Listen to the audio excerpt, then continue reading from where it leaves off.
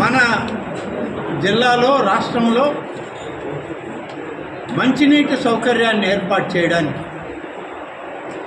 Jal Jeevan machine అనేటువంటి పథకం గతంలో ఉండింది.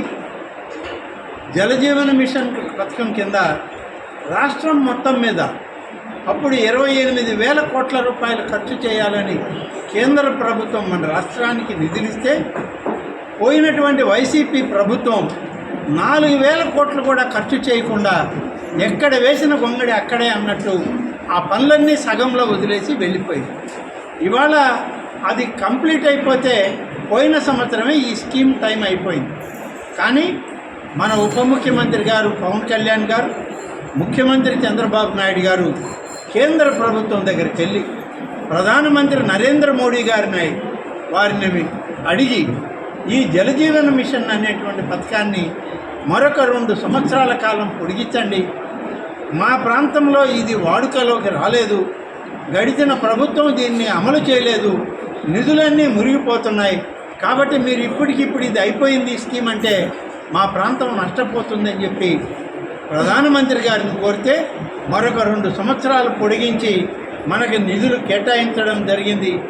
ఇవాళ ఆ నిధులు 1,814.71 కోట్ల రూపాయలకి 3,000 పనులు మంజూరు చేసి మన రాష్ట్రానికి తిరిగి ఆ పథకాన్ని అమలు చేయమని కేంద్ర ప్రభుత్వం మనకి నిధులు విడుదల చేయడం జరిగింది. 1,19,827 కుటుంబాలని ఇప్పటికే గుర్తించడం జరిగింది. మరి బంగారు కుటుంబాల సంఖ్యలో ఇందులో 33,816 బంగారు కుటుంబాలని దత్తత తీసుకోవడానికి కూడా చాలామంది ముందుకొచ్చి ఇవాళ పేదరికంలో ఉన్న ప్రతి కుటుంబాన్ని ఆదుకునే ప్రయత్నం చేయడం జరుగుతుంది. మార్గదర్శకులు ఎవరైతే ఉన్నారో వాళ్ళని సచివాలయ అధికారుల ద్వారా, సచివాలయ సిబ్బంది ద్వారా 5,419 మంది ఇప్పటికే వీరందరినీ గుర్తించి మార్గదర్శకుల్ని ఎంపిక చేయడం కూడా జరిగిందని చెప్పి నేను ఈ సందర్భంగా తెలియజేస్తున్నాను. కాబట్టి ఈరోజు ఈ P4 కార్యక్రమం ఏదైతే గౌరవ ముఖ్యమంత్రి గారు గత సంవత్సరం క్రితం మొదలుపెట్టారో, 1 సంవత్సరంలో దీనికి ఒక స్పష్టమైన రూపురేఖలు వచ్చి మొదలుపెట్టినప్పుడు చాలామంది అన్నారు, క్రింది స్థాయిలో ఉన్నటువంటి పేదరికంలో ఉన్నటువంటి పేదలను ఆదుకోవడానికి ఎవరు ముందుకు వస్తారు, ఎలా వస్తారు, ఏంటి అని చెప్పి ఆలోచన చేస్తే ఇవాళ లక్షలాది మంది ముందుకొచ్చి వారందరినీ కూడా మేము తోడుగా ఉంటామని చెప్పి మార్గదర్శకులుగా ఉండడానికి ఇవాళ ముందుకు రావడం జరిగిందని చెప్పి నేను ఈ సందర్భంగా తెలియజేస్తాను.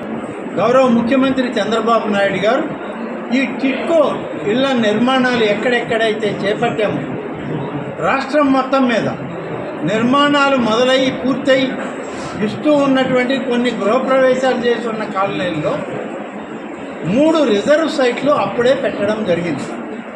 ఒకటి హిందూ దేవాలయం కట్టడానికి, ఒకటి ముస్లిం మైనారిటీలకు అవసరమైనటువంటి మసీదు నిర్మాణానికి, మరొకటి క్రిస్టియన్ మైనారిటీలకు సంబంధించిన చర్చిల నిర్మాణానికి 3 స్థలాలని ఆనాడే కేటాయించడం జరిగింది.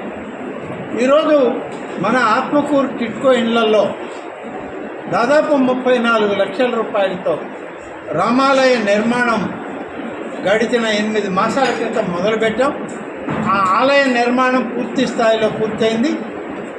మరి 20 రోజుల్లో మంచి ముహూర్తం చూసి శ్రీ సీతారామ లక్ష్మణ ఆలయాన్ని ఆంజనేయ స్వామి సమేతంగా అక్కడ నిర్మాణం కూడా పూర్తయి ఆ యొక్క విగ్రహాల ప్రతిష్ట, కుంభాభిషేకం మరొక 20 రోజుల్లో అక్కడ ఏర్పాటు చేయడం జరుగుతుంది. ఈ 1000 కుటుంబాల వాళ్ళకి ఒక మంచి సాంప్రదాయబద్ధమైనటువంటి హిందూ రామాలయాన్ని అక్కడ ఏర్పాటు చేస్తున్నది రాష్ట్ర ప్రభుత్వం అని చెప్పి ఈ సందర్భంగా